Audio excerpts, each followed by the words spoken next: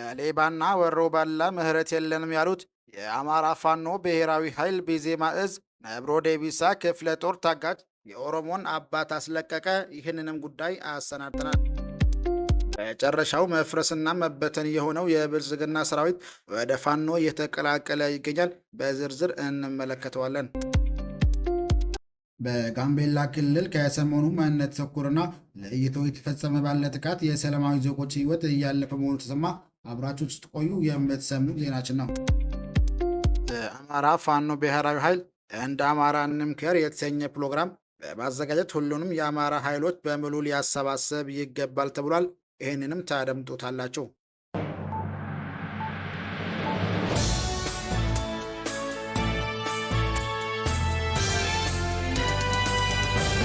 በጋምቤላ ክልል ማንነት ተኮር ጥቃት ተባብሶ ቀጥሏል። በጋምቤላ ክልል ከሰሞኑ ማንነትን ተኮርና ለይቶ የተፈጸመ ባለ ጥቃት የሰላማዊ ዜጎች ሕይወት እያለፈ መሆኑ ተሰማ።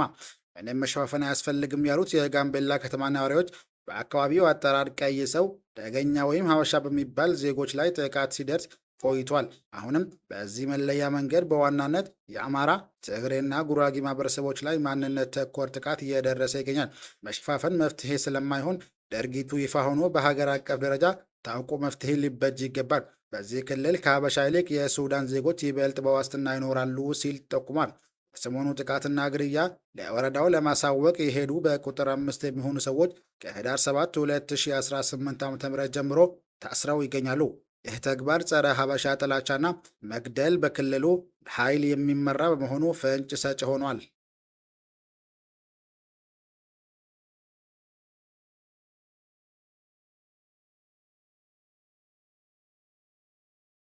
እንደ አማራ እንምከር በሚለው መሪ ቃል የአማራ ፋኖ ብሔራዊ ኃይል የተሰጠ መግለጫ።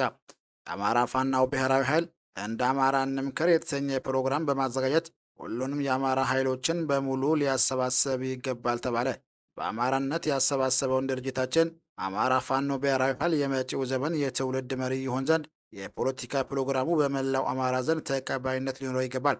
አንድ አማራ ለሁሉም አማራ፣ ሁሉም አማራ ለአንድ አማራ በሚል ዕጣ ፈንታችን የሚወስን የአማራ ጉባኤ መዘጋጀት አለበት። የህዝባችን ዕጣ ፈንታ የሚወስነው ኃይል በእኩል ተሳትፎና በሀሳብ የበላይነት እንዲሁም በቀጣይ የአማራ መንገድ ፍኖተ ካርታ በሰራዊታችን በህዝባችንና በትግላችን ደጋፊዎች አማካኝነት በማዕከላዊነት እሳቤ የምንተማመንበት የፖለቲካ ፕሮግራም ሊኖረን ይገባል።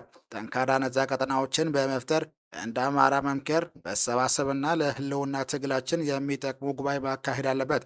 ትግላችን ከህዝባዊነቱ ባሻገር የወሳኝነት ባለቤትነቱ ማረጋገጥና ዲሞክራሲያዊነት እየተላበሰ መምጣት አለበት።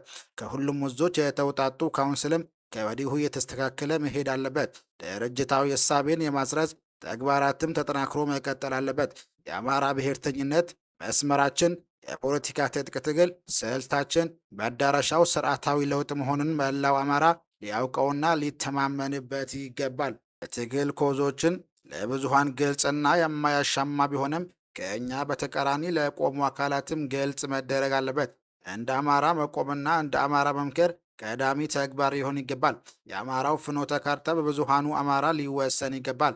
የአማራ ህዝብ ትግል አምጦ የወለደው ድርጅታችን አማራ ፋኖ ብሔራዊ ኃይል ጠንከር ያሉ ስራዎችን በመስራት ላይ ይገኛል። የአማራን ህዝብ ተቋም አልባ በማድረግ ህልውናው እንዲጠፋ ለማድረግ በጠላቶቻችን የተጀመረውን አማራ የማጥፋት ፕሮጀክት ከሽፏል። ስለሆነም የአዲሱ ትውልድ የመታገያ ድርጅት የሆነው የአማራ ፋኖ ብሔራዊ ኃይል በሰሞነኛው ስራቸው ለህዝባችን ተስፋ የሚሆኑና የትግላችንን እጣ ፋንታ በሚወስኑ ነገሮች ላይ ትኩረት አድርጎ እየሰራ ይገኛል። የአማራ ህዝብ መዳኛ የሆነው የአማራ ፋኖ ብሔራዊ ኃይል የቀጣይ ተግባራትም ህዝባችንን አንቆ የያዘውን ተቋም አልባነት፣ ድርጅትን ጠልነትና የጸረ አማራ ትርክት እንቅስቃሴዎችን በመስተካከል በመላው ዓለም ያለውን አማራ በመሰባሰብ ጭምር ስለ ቀጣዩ የአማራ ዕጣ ፈንታ የሚወስን ጉባኤ በማድረግ የህዝባችንን መብትና ጥቅም ለማረጋገጥ በጥልቀትና በትኩረት የሚሰራ ይሆናል።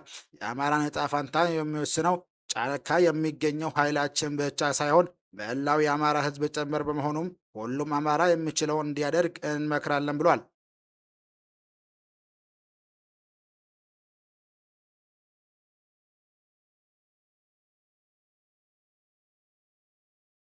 በህዳር 8 2018 ዓ.ም 8 የአገዛዙ ሰራዊቶች ቴዎድሮስ እዝ 206ኛ ኮርን ተቀላቀሉ። በመልሶ ማደራጀት ተግባሩ የቀጠናውን ትግል መልክ እየቀየረ የሚገኘው የ206ኛ ኮር በጠላት ላይ ከፍተኛ ኪሳራ ባደረሰ ማግስት ባለፉት 2 ቀናት ውስጥ 8 የአገዛዙ ሰራዊቶች ስርዓቱን ከድተው ከነሙሉ ትጥቃቸው ወደ 206ኛ ኮር መቀላቀላቸውን ታውቋል። ከደብረ ማርቆስ፣ ቁይ፣ ደብረ ኤልያስ በመውጣት የኮሩን ጠንካራ ክፍለ ጦሮችን የተቀላቀሉ ሲሆን ንጉሥ ተክለ ሃይማኖት ሻለቃ፣ ደባ ሾቄ ሻለቃ፣ ቀስተ ደመና ሻለቃና ጁበላ ሙተራ የአረመኔውን ሰራዊት አባላት ተቀብለዋል።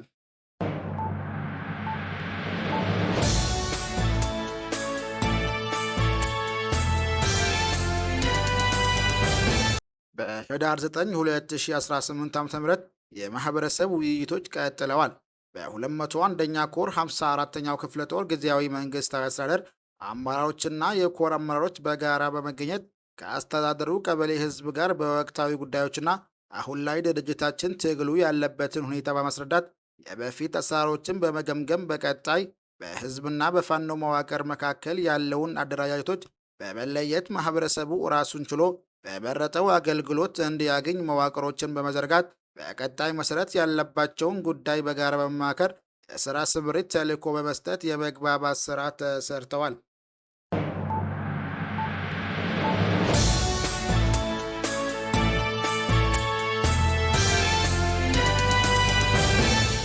በመጨረሻው መፍረስና መበተን የሆነው የብልጽግና ሰራዊት ወደ ፋኖ እየተቀላቀለ ይገኛል።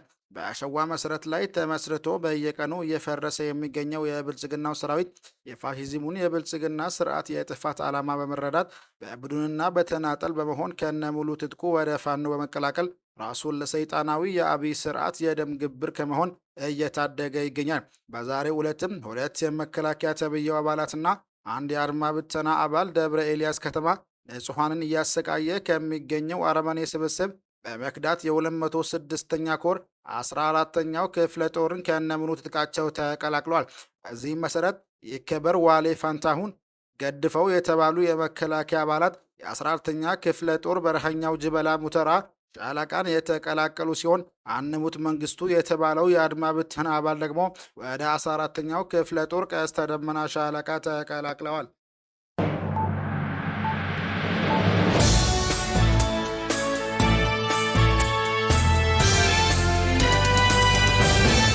የአማራ ፋኖ ብሔራዊ ኃይል ቢዜማ እዝ ነብሮ ዴቢስ ክፍለ ጦር ታጋች የኦሮሞን አባት አስለቀቀ። በምስራት ቢዜም ወለጋ አምሩ ወረዳ አገዛዙ ባሰማራቸው ፋኖነን እያሉ ወንድም የሆነውን የኦሮሞን ማህበረሰብ በመዝረፍና በማገት ተግባራት ተሰማርተው የነበሩ የአገዛዙ ተላላኪዎች ላይ ነብሩ ዴቢሳ ክፍለ ጦር እርምጃ ወሰደ።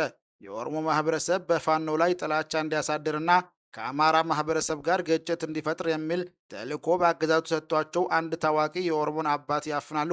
በሌላ በኩል ደግሞ ፋኖ ኦሮሞን አግቷል በሚል አገዛዙ ለግብይት ወደ አጋምሳ ከተማ ያመሩትን 32 ንጹሐንን የአማራ አርሶ አደሮችን ያፍናል። ይህን የሰማው የነብሮ ዴቢስ ክፍለ ጦር ተወርዋሪዎች ታጋቹን የኦሮሞ አባት ሲያስለቅቁ ከአጋቾቹ ደግሞ አንዱን በቁጥጥር ስር ማዋል ሲቻል በቁጥር 2 ያህል ደግሞ ተልዕኮ ወደ ተቀበሉበት የብልግና ስርዓትን አጋምሳ ከተማ በመሄድ ተቀላቅሏል። የኦሮሞ ማህበረሰብም ቀድሞውኑ ፋኖ እንደማያግትና የሰው ንብረት እንደማይነካ እናውቃለን፣ መንግስት አማራና ኦሮሞን ለማጋጀት የላካቸው ሌቦች ናቸው በማለት ለፋኖ ያላቸውን ድጋፍ አሳይተዋል። ክቡራን አድማጮቻችን የዛሬ አዘጋጅነታችን ነበር።